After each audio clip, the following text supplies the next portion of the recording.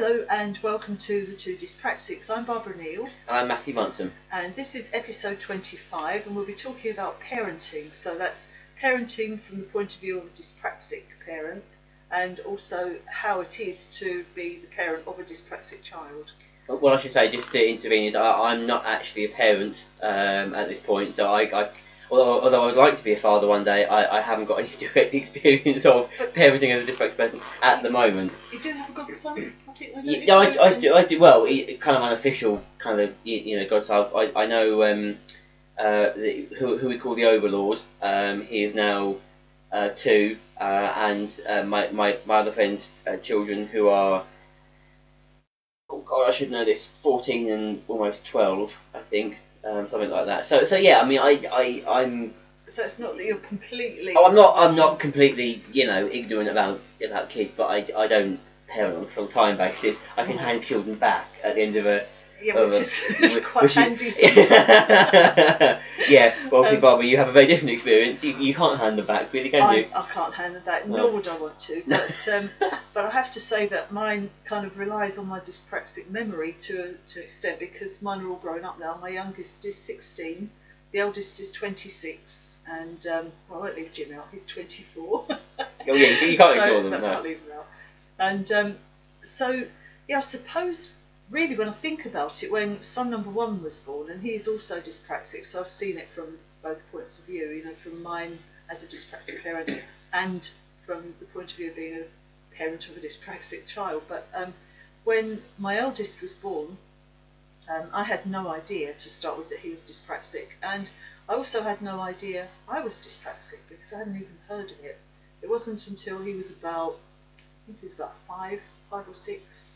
I can't remember, but that sort of age, and that's when we learned about dyspraxia. That been what, in the 80s, 1980s? Yeah, he was born in 88, so that would have been. Also the 90s. Yeah, oh wow, okay. 90s. But from the point of view of being a dyspraxic parent, if I can cast my mind back, because I'm relying on my dyspraxic memory problems as well. No, I'm not relying on the problems. I'm relying on the memory. Yeah, we know what you mean. Yeah. But I think about changing nappies. That's one of those things, because fine motor skills, I mean, you have to change babies' nappies, so that's something I did struggle with actually. And I can remember my dad making some remark about when he saw me changing the nappy of one of the boys when they were babies. He said, "Oh, don't you fiddle when you do that?" So I'm all kind of fingers and thumbs. And something that was really weird actually, when I was expecting Jim, who's my second, and there's only a year and 9 months between my 2 older boys, and so Rob was still in nappies at that point. So I thought, well, this will be easy. When the baby comes along, I'm still changing nappies. It's so easy to do. I'm not out of practice or anything. And it was totally different, because Robert by that point knew what to do, and he was kind of cooperating. And then suddenly I had this little wriggly thing, and I had to do everything again. So that was. That is a challenge, I think. But it's like anything else. It's like learning to drive. It's like learning anything. The more you do it, the more you get used to it, and you find that you can. It may take us a bit longer, but yeah. Even my parents, with me, neither of my parents are dyspraxic, and I didn't find out I was dyspraxic until I was 15. But I remember my parents always saying to me that as a child, I hated certain textures, certain types of clothing against my skin, so I would fight tooth and nail to not be dressed in the morning when I was, I don't know, a toddler, 2 or 3 years old. And so my dad often used to had to, before he went to work in the morning, sit on me, physically pin me to the ground in order so that my mum could then dress me and put some clothes on me. I'd be fighting against the texture. Now, my parents didn't know at the time that it was a problem, that in fact I wasn't just being a naughty child. Actually, it was the topic of the clothes that I was resisting and having an issue with, rather than just being a typical 2-3-year-old child. So by no means is that a criticism of my parents. They just didn't know that it was a problem, and I think that's probably part of it as well. I would imagine is the education side of it. Actually, well, look, your son, your daughter is dyspraxic. Yeah. Going back to things we said in previous episodes, not all dyspraxics are the same, so you can't say that all dyspraxics are going to have a fabric issue or an auditory issue or whatever. But if you have a child with dyspraxia, you're more likely to have an issue with this. So as a parent, you can hopefully plan for it more, prepare for it more, I guess. Yeah, or just respond to it, I think, really. Yeah. So you're not creating problems because... Especially stress. Yeah.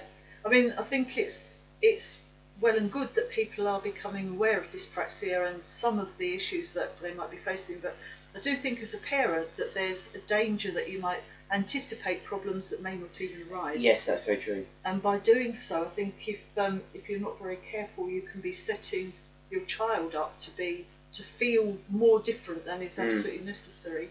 I mean, as just an example, I always remember. Well, for me personally, so I didn't find out I was dyspraxic until I was 15. That was, I don't know, mid-90s, but I was 15, about 96, I think, 97.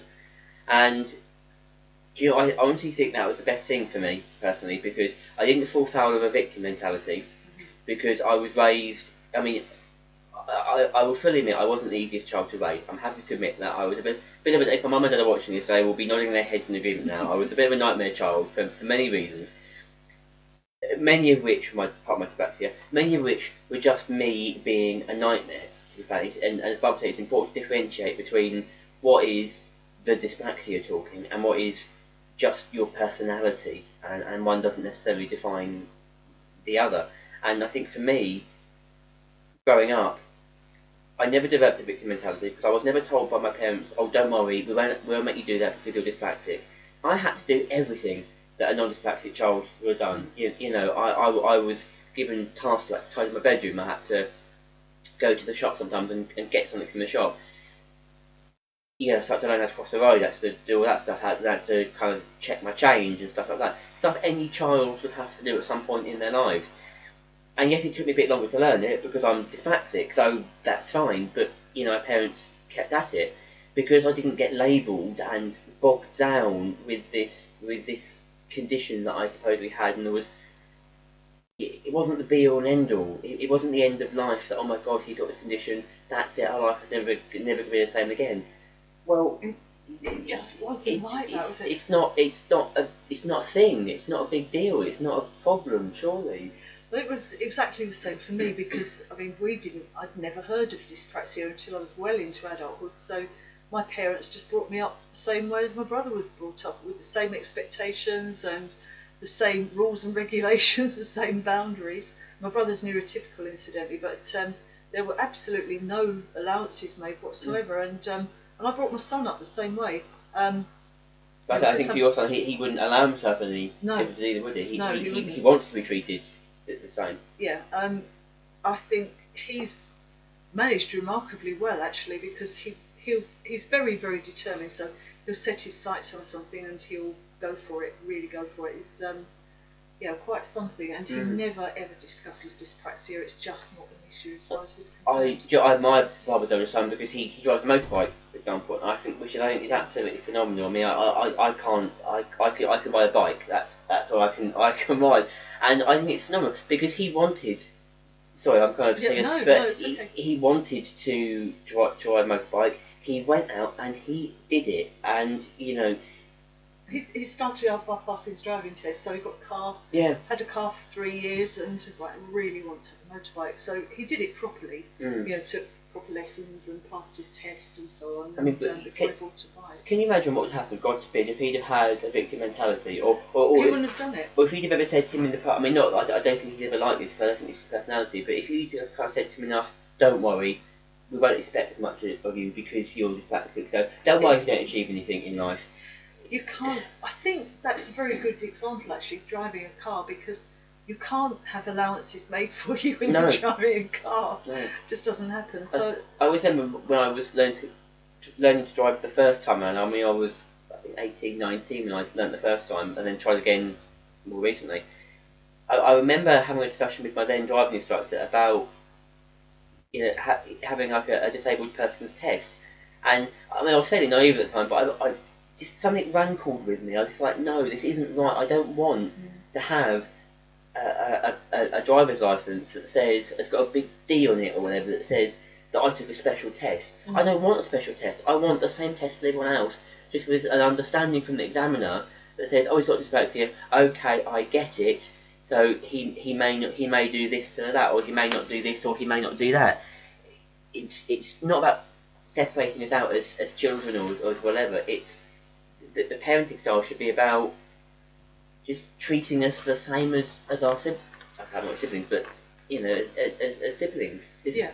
Well, I think it's absolutely essential to put the same boundaries on. Make sure that any child has boundaries, whether they're dyspraxic or not. And as a dyspraxic parent as well, just trying to think of whether or not there have been any specific problems. It's hard to know because I've never known what it's like to be a parent who hasn't got dyspraxia. Yeah. That's quite, I've got nothing to compare it with, really. But then, to be fair though, Bob, if you think about it, but both our sets of parents, neither of them had dyspraxia. I mean, neither mine did. My parents are neurotypical, and I know Barbara's parents both are neurotypical. So, we've experienced parenting ourselves as children from not only people who are neurotypical, but had never heard of the word dyspraxia, never heard of the word neurotypical. And do you know what? That was probably the best thing for us, because we got treated exactly the same. And I suppose I have this here because occasionally I'll see it on a Facebook site or a social media site that, not all the time, but occasionally I'll see a comment from a parent clearly and very justifiably worried about their child, and which is great. They clearly care and they love their child, and I mean, why have children if you don't want to care for them? That's not a whole other conversation, and we won't go into that here. But they clearly love their child. But it kind of falls into two camps. Parents who have got a common sense approach to it, well, look, my child's got dyspraxia, and they shout the house down when this happens. Is that a dyspraxic thing? Is that just a child thing? What's a coping strategy to deal with it? And that's the question from them. What's the coping strategy to deal with it, irrespective of it being dyspraxic or not? And then you get a smaller minority of people, sad to say, who will say, my child does this. It's clearly because of dyspraxia. How do I get a coping mechanism for this to deal with their dyspraxia? No, it's how do I deal with this issue, with this tantrum, with this panic, with this exactly issue? Yeah, take dyspraxia out of the equation, in other words, really. You may be conscious it may take them longer to learn something, or they may take longer to learn how to walk or to speak or whatever. It may just take them a longer time to learn something. And yes, it may be because of dyspraxia, but it doesn't mean that you can't try. It doesn't mean that the fact that they like something or don't like something is because of they don't like green beans because of their dyspraxia. They like green beans because they're an individual. Yeah, exactly. And I think also that I can't remember what I was going to say. Oh God, that's right. Talk about dyspraxia memory, blimey. No, I was going to say something about, yes, I think it's important to just have the ordinary boundaries that you would have for any child, whether you are dyspraxic, whether your child is dyspraxic, it makes no difference. Just set those boundaries, make sure they're very clear, and then instead of anticipating any problems that they might experience if your child is dyspraxic, just respond to them. So in other words, with my son and I, both of us having dyspraxia, it wasn't an issue, it wasn't raised, we never thought about it, it just simply wasn't there, we just carried on anyway. And then if problems arose, for example, if he had a problem at school and had a school report that said if only he would try harder in PE, so I backed him to the hilt. You can imagine, and had a good go at school, and knew that we'd asked for an assessment for dyspraxia at that point. So I think it's more a case of responding to things as they arise, and then you're not setting any sort of negative expectations, but you're actually supporting in a proper supportive way. And I have to say, just because at that point, as I said at the start, I'm not a father, although I know I very much like to be in the future. I think most probably prospective parents, I would imagine, have kind of very natural anxieties and concerns about being a parent at some point. Of course they do. But you know what? Any anxieties or concerns I've got about being a parent aren't in any way related to my dyspraxia. My concerns are about, will I raise my child right? Will they turn out to be a decent human being? Will they be polite and respectful to the old ladies crossing the street? Will they say please and thank you in the shop? you know, it's that stuff that I worry about. You know, will I be raising a fully rounded human being? Not, oh my God, I'm a dyspraxic adult raising a child. You know, I've got heightened anxiety levels. I've got this. I can't coordinate that. Whatever. It doesn't occur to me. I think something that is quite useful is if, as a parent, you have dyspraxia and you also have a dyspraxic child, then things like the not being very tidy, that can present its own problems, because are they being untidy just for the hell of it because they can't be asked to put things away? Or, but there must be an element of, well, you know, where does it go? It went here last time and it got... So I think it kind of gives you that understanding, so you do have that bit of insight. But empathy, isn't it? Yeah, exactly. And certainly as far as my son was concerned, when he was growing up, he's also colourblind, bless him. So is he? He's got red-green colour blindness. Oh, bless him. And so there will be things I wouldn't necessarily think about. And I don't know if you've ever heard of Walks in Waters. There's one in Scotland, or there was one in Scotland and one on the Isle of Wight. And it's basically a stage show, but it's fountains and lots of coloured lights and really pretty. And I took the boys there once when we were staying on the Isle of Wight. And when we came out, Jim and I said, "Oh, that was lovely. Yeah, wasn't it lovely?" And Rob was, I didn't think much of that. And it wasn't until it occurred to me, it probably would have looked like just sludgy brown to him, so it wouldn't have been very impressive. But that was something that, because I know about his colour blindness, and then something happened, that made me think, well, that explains why he doesn't like it, rather than, well, we won't go there because Rob won't like it. Because there was an outside chance he might. Right, and it's I think if you say no to things all the time, it stops the child having experience. Yeah, exactly. Yeah. So it limits a child's life. I think if you constantly worry about, oh, can my child do that? Well, why can't they? Yeah. It's something I always say. I try to get my high horse about this, but give me one good reason why a dyspraxic child can't do anything that a non-dyspraxic child can do if they want to. A dyspraxic child can well, not a dyspraxic child, but can learn how to drive a car or ride a motorbike, or be an astronaut, or be a scientist, or policeman. A or a friend of ours. A dyspraxic friend of ours is he's a policeman, retired policeman, a qualified paramedic, and a hypnotherapist. Yes. Now, I'm sorry, that's not the most fascinating life you've ever heard of. I don't know what else is, quite frankly. Absolutely, and he's dyspraxic, and so the sky's the limit. And actually, his disability is more that he's a Yorkshireman, I think, more than anything. I know, controversial. I'm joking. Any other Yorkshireman out there, I am joking. Too late. My father was born, he's not Yorkshire, but my father was born in the county town of Ripon, in the city of Ripon. Oh, my dad was stationed at Ripon. Oh, was he? Yes, when was that? Oh, crikey, that was 53. Oh, so my dad was born in the 40s, so it'd been after. Oh, right. Anyway, that's by the by, sorry. Yes, it is a little bit. I've just thought of something actually that's a very useful thing to be, if you are a dyspraxic parent and you have the walking thing, like I do, it's really, I struggle with walking. I have to put a lot of attention into walking straight, and so on. And so when you're pushing a buggy with a child in the buggy, that really helps, because you can, the same thing as a supermarket trolley, really, which is nowadays it's the only thing I like about supermarkets. But I'm walking along with the trolley and I can feel as though it's a nice, smooth walk, and this must be how it feels to be trolleys. Of course, if the child's 8 years old, you can't really do the perm at 8. You can't do that. No, you can't get away with it. No, but just take a trolley with you. I'm joking. I'm joking. But no, that's. I feel the same with having something almost to kind of support myself on. It's a great help. It really is. I'm just thinking, is there anything else about being a dyspraxic parent? And I mean, that's just a practical issue, really. Pushing a baby in a buggy, that's quite helpful for a dyspraxic parent.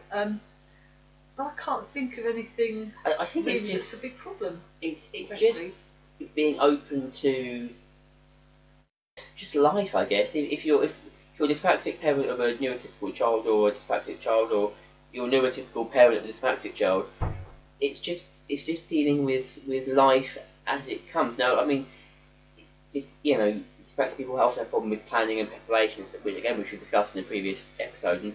And yes, that can be a problem. We have to put a lot more effort into preparing for things and planning for trips and days out and holidays and just school and I don't know, life. Yeah. But it doesn't mean we can't do it, and it doesn't mean if we've got a dyspraxic child, we can't teach them how to effectively plan and prepare. You know, irrespective of whether we, the parent, are dyspraxic, we can teach them with enough patience and tolerance how to plan and how to prepare and how to start trying to think ahead a little bit. You know, and I think that's a huge thing. It's don't treat their life as abnormal. If you've got a dyspraxic child, just raise them as a child. Yeah. Just let them be a child. And I think it's absolutely crucial, as it is with any child. Excuse me, it's my phone making noises now. But it's absolutely crucial to set the boundaries, and particularly I go back to when my sons were little, and I did this with all three of them. When they came out of a cot and went into a bed for the first time, it's sort of, freedom. So I had to make it really clear, you are not allowed to get up. Once you've gone to bed, that's it. You know, you don't keep getting up and trying to find ways of, you know, getting a bit longer downstairs. So I did this with each of them. I'd have a chair, sit outside their bedroom for as long as it took, and it was just until they got the message, well, actually, it's not acceptable to get up once we've gone to bed, and it did the trick, because it meant that it was quite tough, I think, in those early days, but it was worth it, because then after that they were always absolutely brilliant going to bed. And but that wasn't a dyspraxic from previous ones, was it? It was just was just a thing because they were children and experiencing freedom for the first time. Yeah. And that was the same for your eldest dyspraxic son as it was for the other two. For the other two, exactly. And but it was a kind of, right, yes, freedom is lovely, but yes, but these are the limits. Yeah. And any child will respond to limits and boundaries. Any child will. Yeah. You know. And but even if you're a dyspraxic parent, it's still important to set those boundaries without limits as opposed to limitations. Absolutely. Yeah, it's a massive difference. Limits in order to allow the child to realise that the expectations are limitless, even though they've got boundaries to kind of underpin what they've got. I almost like I know what I'm talking about there, considering the fact I'm not a father, but you know what I mean? It's good. Good stuff. I mean, for my parents, you know, partly because I didn't know I got dyspraxia, but irrespective of that, my parents would never have said to me, Matthew, you can't do that. No. You know, if I'd wanted to be an Olympic, I don't know, runner, higher unlikely, if I wanted to be an Olympic runner, it would be hard because my dyspraxia would have got in the way. To be fair, that would be something that would have made it more difficult for me. But if I'd have wanted it hard enough, my parents would have supported me, and we found a way to make it work. I'd have trained more and worked harder and done everything I needed to do it, or played in a musical instrument that required a lot of coordination or whatever. If I'd have had an ambition to do that, my parents would have been absolutely behind me and supported my ambitions. As it was, I prefer a sedentary lifestyle and sit my desk doing my thing. Yeah.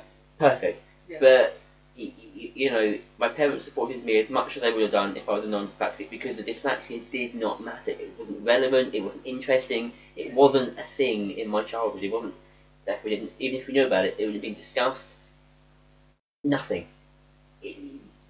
If I wanted to do something, I'd have done it. Yeah. Simple as that. Yeah, and I think that's the same really, whether you have a dyspraxic child or whether you are dyspraxic yourself, whether or not you're raising children. Just don't limit yourself and don't limit your children. Yeah, absolutely. On that bombshell. Yeah. Yes, on that bombshell. On a good bombshell. Yeah, very good bombshell.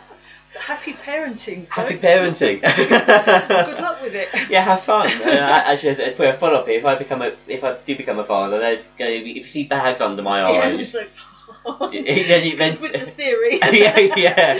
And suddenly the practice comes along, and I'll be a wreck in the corner. But I think, as with anything else, it's really important to just enjoy it. You know, enjoy your children while they're growing up. And, don't let dyspraxia get in the way. Don't even think about it. If you can get away without thinking about it, unless something crops up and you need a bit of support, then of course ask for some support. But I think 9 times out of 10, it's the child, doable. Not the dyspraxia. I think you'll get too bogged up in the label, not the personality of the adult or the child. Yes. Double bombshell. On that bombshell. Thank you for watching. I hope it's been some use, and we will see you again at some point in episode 26. Yeah. I think. Take See you care. soon. Bye. Bye.